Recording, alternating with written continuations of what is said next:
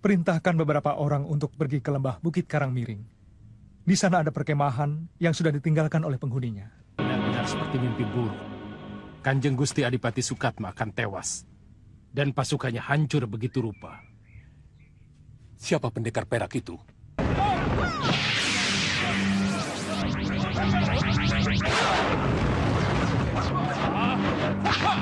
Mayang Sari. Mayang Sari.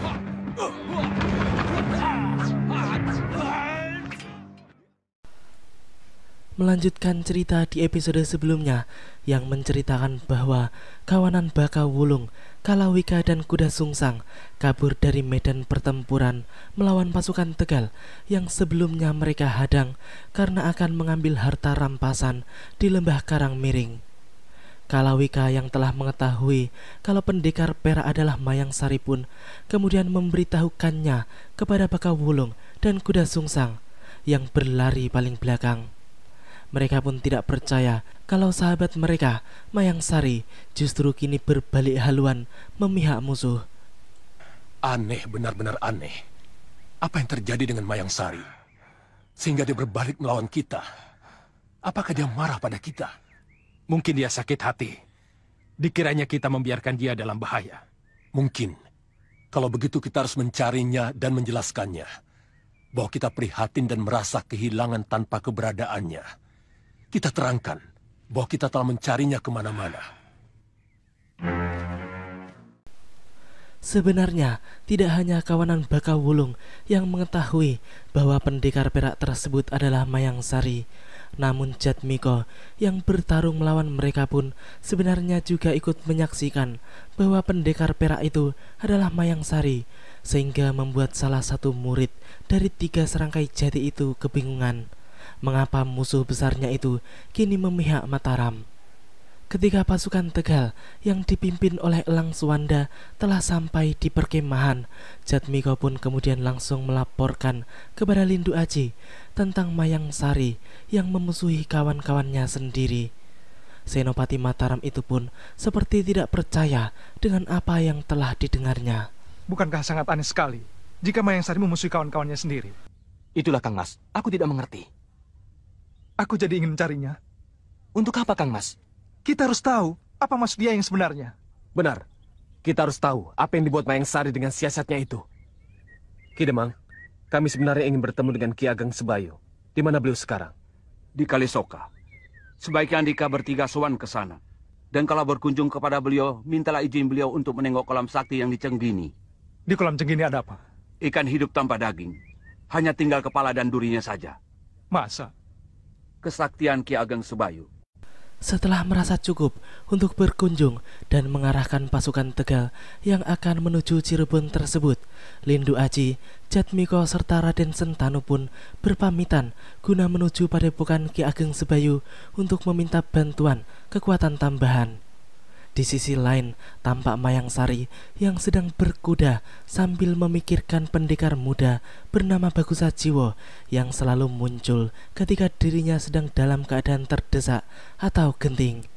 Ia pun tidak habis pikir dari mana pendekar itu muncul dan mengetahui kalau dirinya sedang membutuhkan bantuan. Apa mungkin Bagusajiwo selalu mengikutinya? Ya, untuk mendapatkan jawaban dari pertanyaan di dalam benaknya itu, Mayang Sari pun kemudian bertekad untuk mencari pendekar muda tersebut.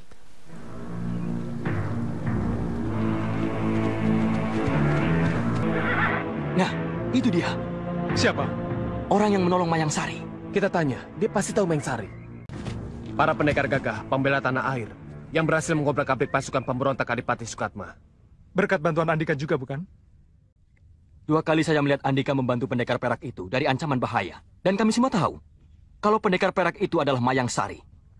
Maaf, apakah Andika sahabat karib Mayang Sari? Bukan. Bukan? Kenapa tidak?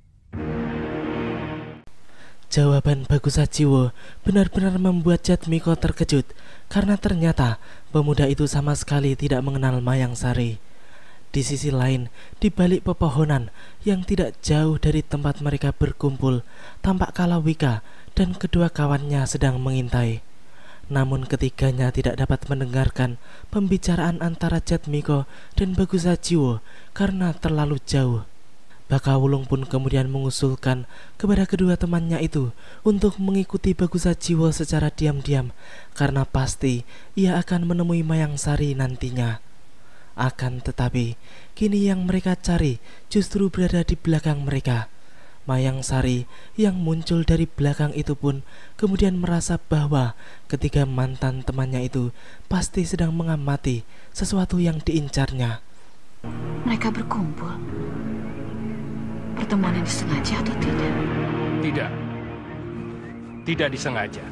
Lihat Mayang Sari.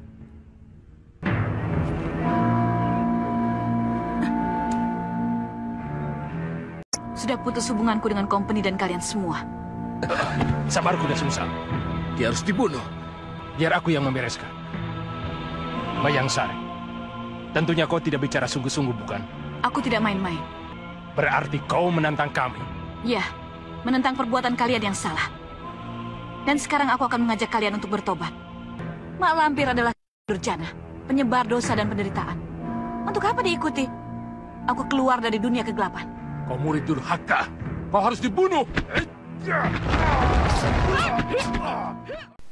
Ya, Bakawulung yang sudah tidak sabar itu pun langsung menyerang Mayang Sari dengan ganas.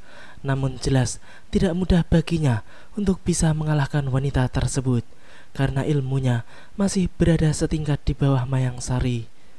Kini Lindu Aji dan kawan-kawannya pun gantian mengintai dan menyaksikan drama yang tersaji di hadapan mereka itu. Tampaknya mereka menunggu waktu yang tepat untuk turun tangan membantu Mayang Sari yang telah berpijak di jalan kebenaran.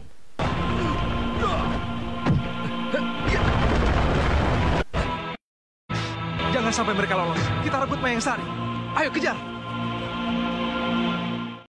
Akhirnya, ketiga manusia sesat itu pun berhasil melumpuhkan Mayang Sari dengan senjata rahasia yang mengandung racun ganas. Bagusajiwo yang sedang bersama tiga pendekar Mataram itu pun langsung memisahkan diri karena ia ingin memotong jalan supaya bisa lebih cepat lagi menolong Mayang Sari. Dan tiba-tiba ia pun telah lebih dahulu sampai dan langsung menyerang murid-murid Mak Lampir tersebut.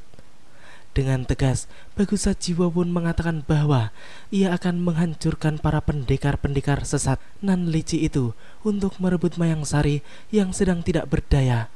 Ia pun mengecam perbuatan mereka yang mengeroyok wanita dengan senjata rahasia.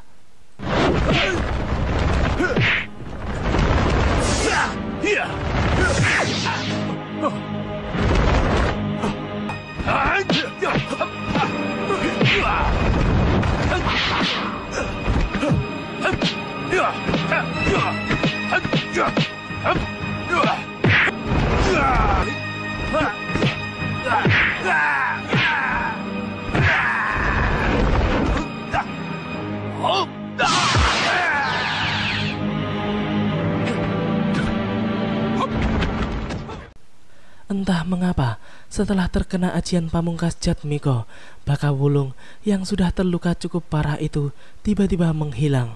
Sedangkan Lindu Aji yang sedang berhadapan dengan Kalawika pun dengan mudah bisa mengalahkan manusia licik tersebut.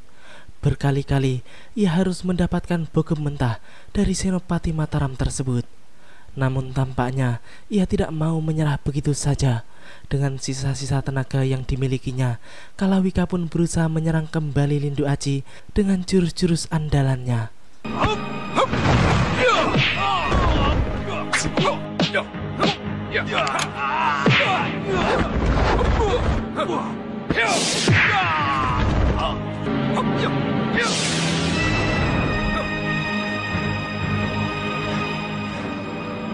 Kenapa tidak dikejar? Tidak, karena ada yang lebih penting lagi. Apa itu? Mayang Sari. Mereka pun baru sadar kalau Mayang Sari dan Bagusajiwo telah menghilang dari tempat itu dahulu. Ya, memang sebenarnya Bagusajiwo telah membawa wanita itu pergi ketika mereka sedang bertarung. Lindu Aji dan yang lainnya pun yakin jika Bagus Sajiwo yang telah membawanya. Namun, ia merasa bahwa mereka harus tetap mencari Mayang Sari untuk mengetahui dan memastikan untuk siapa Mayang Sari bekerja dan hal yang melatar belakangi perpecahan Mayang Sari dengan kawan-kawannya itu. Sementara itu, Kalawika yang melarikan diri pun kini sampai di tengah hutan belantara untuk bersembunyi. Beruntung ia tidak sampai terkena ajian Margopati yang dilontarkan oleh Lindu Aji. Namun berbeda dengan Baka Wulung yang babak belur karena sempat terkena sambaran ajian Margopati Jatmiko. Apanya yang tidak apa-apa? Hampir saja aku tewas kena Margopati dua anak muda itu. Lihat, karena terlambat sedikit aku jadi begini. Sekarang aku merasa yakin antara Jatmiko, Sentanu, dan Pitaloka. Mereka pasti punya hubungan dekat. Ketiganya mempunyai ajian pamungkas yang sama, yaitu Margopati. Dan juga Lindu Aji, kuda-kuda dan jurusnya mirip dengan kuda-kuda jurus mereka. Benar. Murid 3 serangkai jati sekarang sudah bergabung. Kita tidak mungkin bisa mengalahkan mereka. Kini kita menuju pada Bagus Sajiwo yang pada saat itu sedang berlari membawa Mayang Sari dengan sangat tergesa-gesa menuju pada sebuah gubuk tak berpenghuni. Setelah berada di dalam, pemuda itu pun segera meletakkan wanita tersebut ke sebuah dipan dengan hati-hati. Selanjutnya ia pun mengumpulkan kayu bakar dan memasak air hangat yang akan digunakannya untuk membasuh luka-luka pada tubuh Mayang Sari. Setelah seharian Bagus Sajiwo merawat Mayang Sari dengan sabar, akhirnya wanita itu pun siuman dan ia pun diminta oleh penolongnya itu untuk meminum obat yang baru saja dibuat olehnya. Setelah itu Bagus Sajiwo pun meminta Mayang Sari untuk membuka mulutnya lebar-lebar karena ia ingin memastikan racun apa yang sedang diderita oleh wanita tersebut. Kenapa? Pernah mendengar Upas Jaluwisa? Pernah. Gabungan bisa binatang dan tumbuh-tumbuhan. Apakah aku terkena senjata rahasia yang direndam Upas Jaluwisa? Ya. Hah? Kalau begitu, aku bisa lumpuh? Iya, kalau tidak segera diatasi. Andika bisa? Aku bukan tabib. Kita hanya mampu berusaha. Andika mau mengusahakan agar aku terlepas dari kelumpuhan? Insya Allah. Tapi aku tak bisa memastikan sembuh. Semuanya tergantung pada kehendak Gusti Allah. Aku tidak mempunyai kekuasaan apa-apa. Yang berkuasa Gusti Allah, pengatur jagat. Terima kasih, Bagus Sajiwo. Pendekar budiman. Sudah berapa kali aku berhutang nyawa kepada pemuda ini. Setelah beberapa hari berada di gubuk tengah hutan itu, akhirnya keadaan Mayang Sari pun berangsur-angsur membaik. Semua itu karena kerja keras Bagus Sajiwo yang mau merawatnya dan membimbingnya dengan sabar. Pemuda itu pun kemudian memberitahukan kalau dalam waktu 1 minggu ke depan ia akan bisa bergerak lebih leluasa.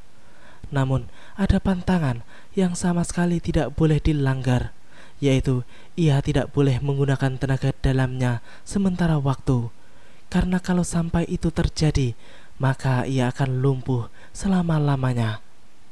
Mendengar semua itu, Mayang Sari pun merasa khawatir kalau-kalau ada musuh yang tiba-tiba menyerangnya, sebab pasti ia akan dibunuh jika tidak melakukan perlawanan. Kalau Bayu melakukan perlawanan, tenaga dalam Bayu akan balik menghantam Bayu sendiri. Bayu tidak akan selamat. Bayu akan cacat seumur hidup. Maukah kau jadi pendampingku? Pendamping? Maksudku, maukah Andika menjadi orang yang selalu bersamaku? Aku sanggup membayar berapapun yang Andika minta.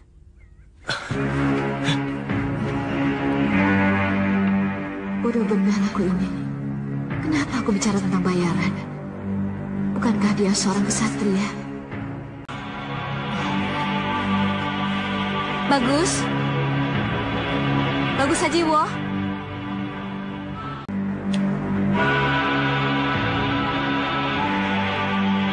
Maafkan aku. Aku belum memahamimu.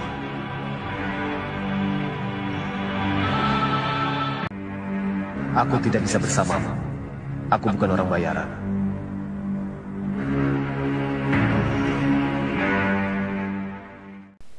Demikianlah alur cerita film di episode kali ini. Nantikan kelanjutan kisahnya di episode yang akan datang. Terima kasih bagi teman-teman semua yang udah mau nonton. Jangan lupa subscribe dan share dan juga nyalain notifnya. Assalamualaikum warahmatullahi wabarakatuh. Dan salam anak 90-an.